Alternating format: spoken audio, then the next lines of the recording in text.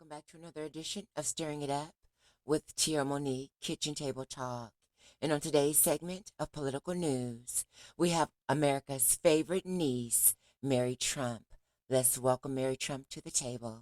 Thank you for joining us. And Mary, I know that you are fit to be tied. I think a lot of people are incredibly upset with what's going on in the nation's capital. And uh, I've been actually really anxious to talk to you because after the election, I figured that this would become a very difficult time, not only for the country, but for the psyche of your uncle. And I wondered if you could just give us some insights of what you think may be going through his head right now and why he cannot, why he continues to cling to this narrative that, that the election was rigged and that he won in a landslide and on and on and on. I think the biggest problem right now is that this is being allowed to happen. The fact that he's freaking out, and I'll get to why in a second, but it shouldn't be relevant. As soon as this election was called, he should have been sidelined. He should have been muzzled. Every single I was going to say responsible and Republican in the same sentence, and I realized that I can't do that. From Mitch McConnell all down, they should have accepted that Joe Biden was the legitimately elected president of the United States. And, yes, Donald would have continued to incite his base, but it wouldn't go anywhere because nobody else in power would have been giving it any energy.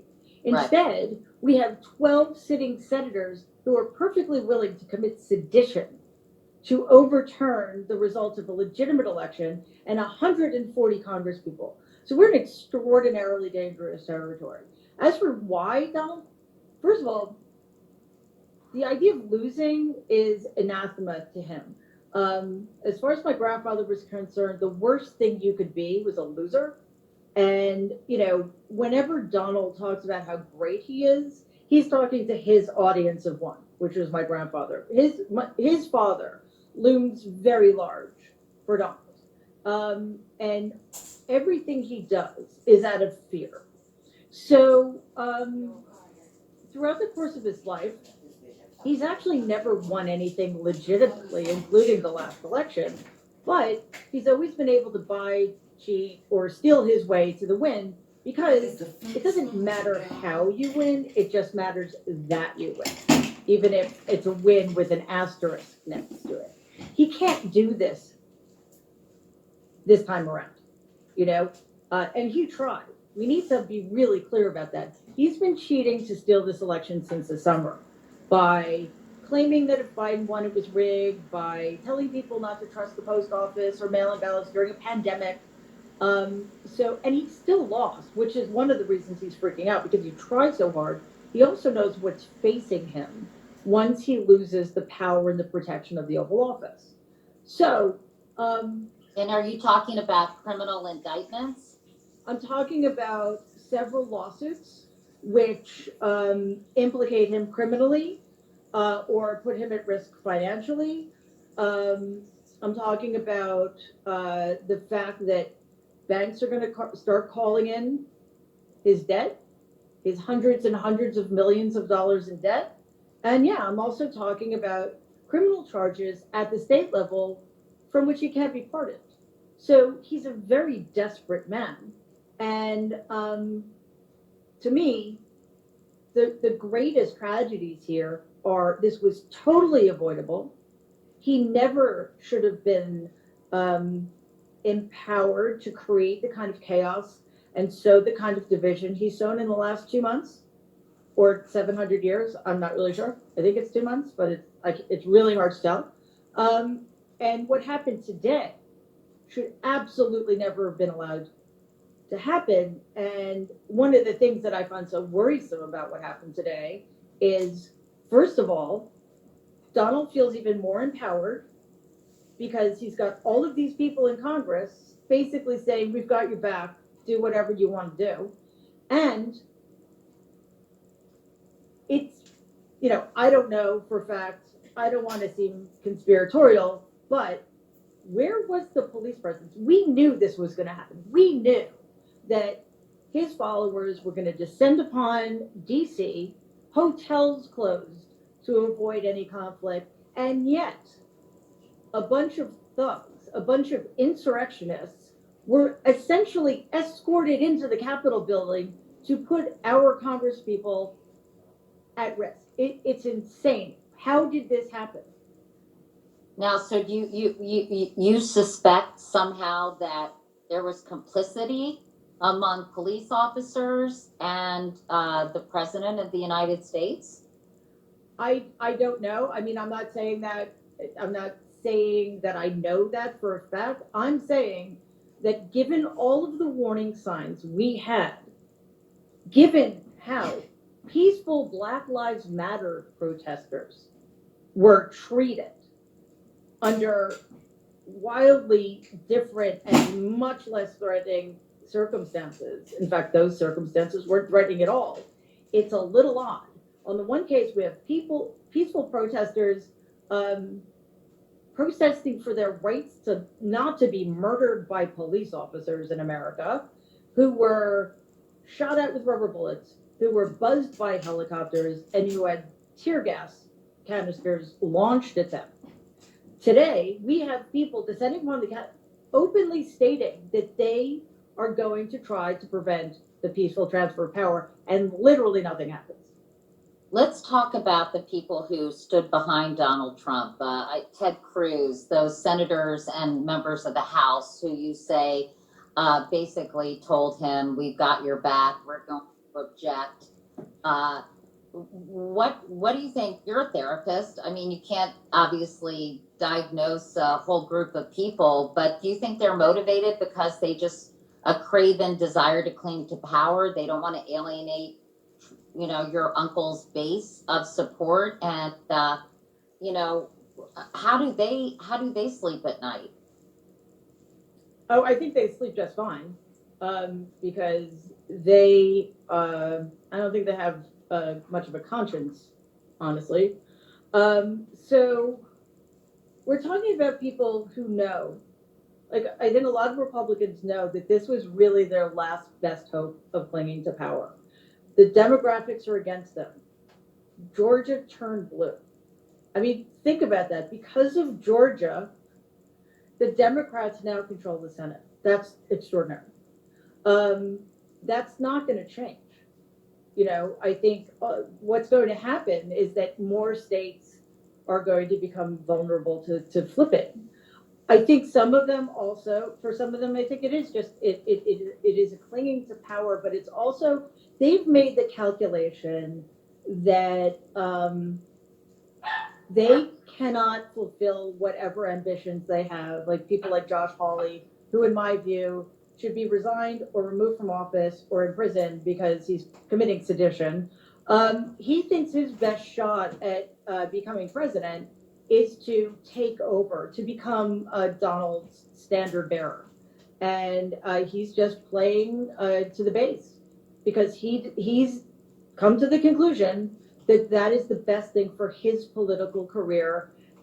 The rest of us be damned, including democracy, by the way. Mary, how do you see your uncle getting out of this? How do you see him saving face? How do you see him accepting the fact that he will no longer inhabit 1600 Pennsylvania Avenue, and that for now, anyway, if not permanently, the party's over, or at least his party's over? He's never going to accept it. We saw that today.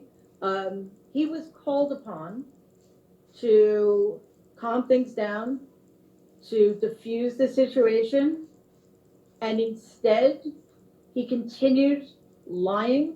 He continued making outrageous claims that are an assault on our democracy. And because of him, for the first time in our entire history, including during the Civil War, there was not a peaceful transfer of power in the United States. One woman was killed. Several other people were injured. And it's all because when he had the opportunity to have things toned down, he stoked the resentments of these people who felt perfectly comfortable smashing their way into our Capitol and desecrating it in the name of Donald John Trump. Is Mike Pence dead to him now that he did not support his specious claims? Oh yeah, absolutely. And I think we had an indication of that as soon as Donald was letting people believe that Pence actually had power to do anything, when the truth of the matter is his role today was purely ceremonial. I mean, what happens today happens every 4 years, and it means nothing. It's literally a ministerial thing. Right. But by letting people believe that Pence actually could do something, he put Pence in a terrible position, which is fine with me. But because Pence wouldn't go along with it, yeah, Pence is in, I mean, I don't know what kind of trouble, but from what I understand, it was Pence who called in the National Guard, not Donald. And is that true? So he spoke on the Senate floor, and he said to those who wreaked havoc in our Capitol today, you did not win. Violence never wins. Freedom wins. And this is still the people's house. Mitch McConnell said, we will certify the winner of the 2020 presidential election. The American people deserve nothing less.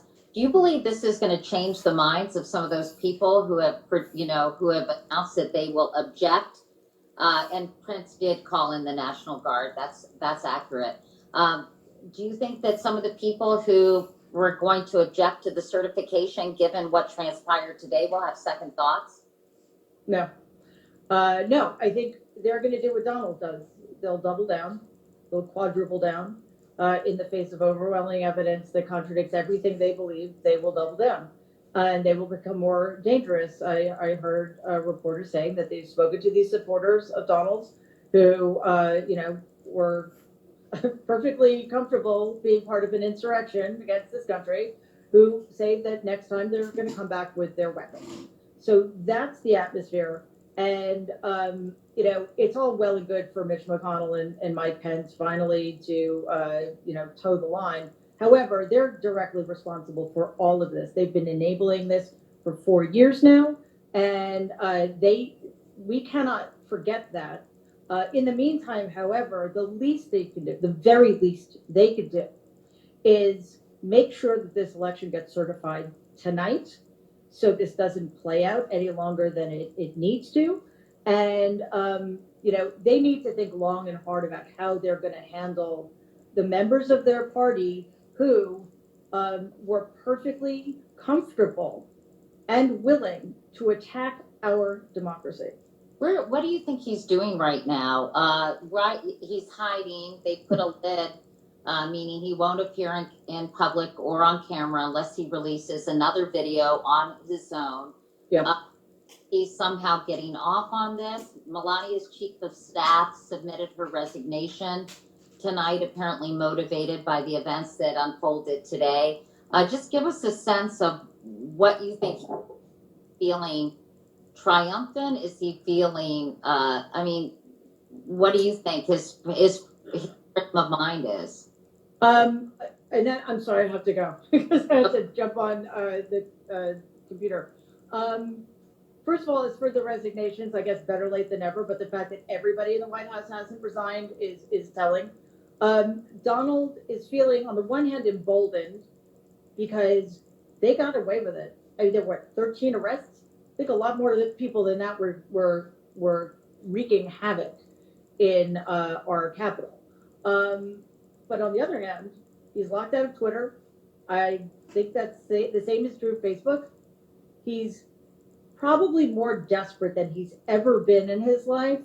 And I'm sorry to say this, but short of the Congress stepping in, impeaching and removing him, the next 2 weeks are going to be among the most dangerous in our country's history. And after today, that's actually really saying something. Well, Mary, I hate to end on that note, but, Happy birthday. Oh, thank you. Sorry. We can pray that maybe cooler heads will prevail, and that people will have an epiphany about how much danger they're putting the country in and democracy itself in. Anyway, listen, I love talking to you, Mary. Thanks so much. Sorry about all the technical issues, and really appreciate your time. Stay safe. And by the way, there's a pandemic going on, which seems to be secondary at this point. Well, that's the problem. Today was also a super spreader event in addition to being an armed insurrection. So there you go. Anyway, stay safe. It was great. Anytime. Okay. Thanks, Mary. Thanks. Bye. All right, everyone, that wraps it up for this edition of Stirring It Up with me, Tira Monique. So what do you think about what America's favorite niece had to say? Please feel free to express yourself. And if you enjoyed this video, hit the like and subscribe to become a friend. Until next time, and there will be a next time.